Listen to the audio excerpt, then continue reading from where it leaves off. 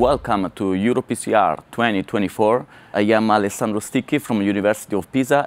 It is a great pleasure of being here with Professor Siller-Matula from Medical University Hospital of Vienna, Austria.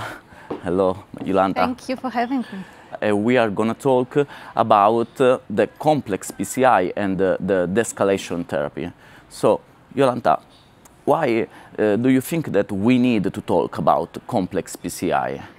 Yeah, our patients are older and the lesions are more complex. And for years, we believed that complexity of PCI is the only predictor of stent thrombosis and ischemic events. And we are focusing very much on ischemia. And now we are a little bit changing the direction. And also, we found out that bleeding is a major predictor for outcome. For years we thought about the ischemic risk, but now we know that for our patients bleeding counts a lot.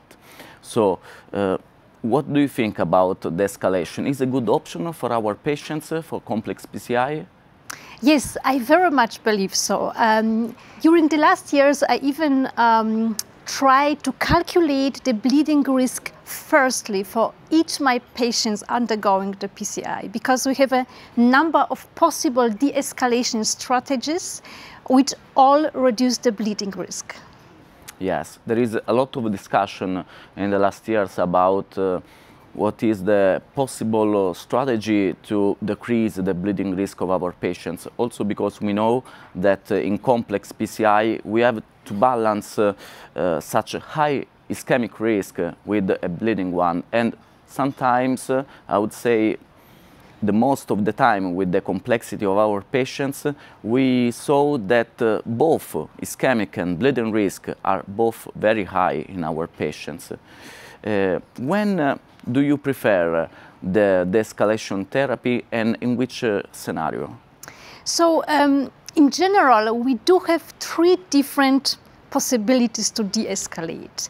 The first one is we say de-escalate by switch to a less potent drug, like from the very potent prasugrel or ticagrelor to the less potent clopidogrel during the 2 to 3 months after the PCI.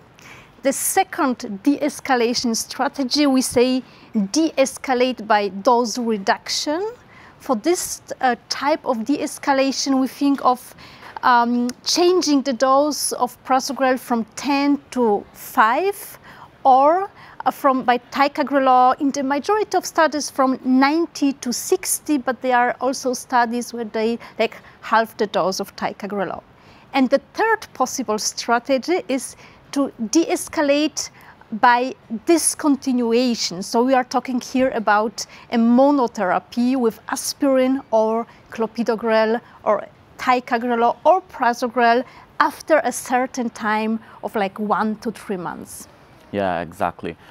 This is very important in both the scenario when we have patients with DAPT, dual antiplatelet therapy, and also when we have patients with the triple antithrombotic therapy. And this is another challenging issue. When do you prefer to switch the therapy, or when do you prefer to have a change in dose, the escalation dose?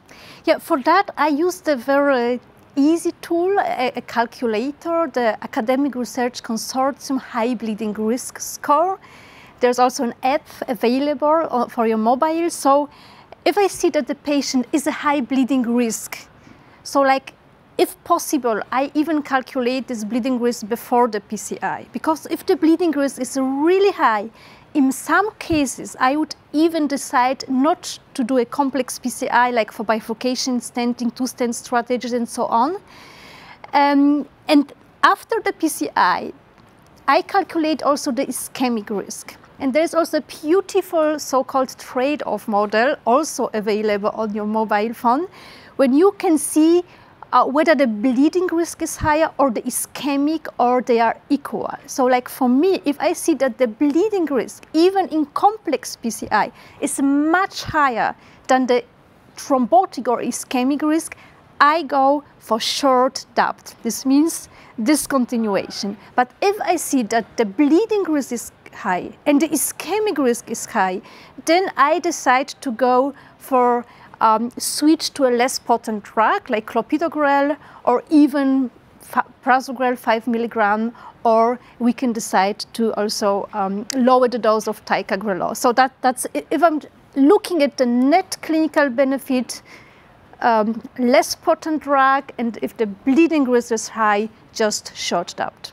Totally agree. And I agree also on when you say complex PCI, most of the time we decide what is the complex PCI. When you decide for a two-stent strategy or for the use, now we are seeing a lot of evidences about drug-coated balloons. So we have the possibility to choose and to define according to the risk of the patients, both the strategy in the procedure and then the therapeutic strategy after.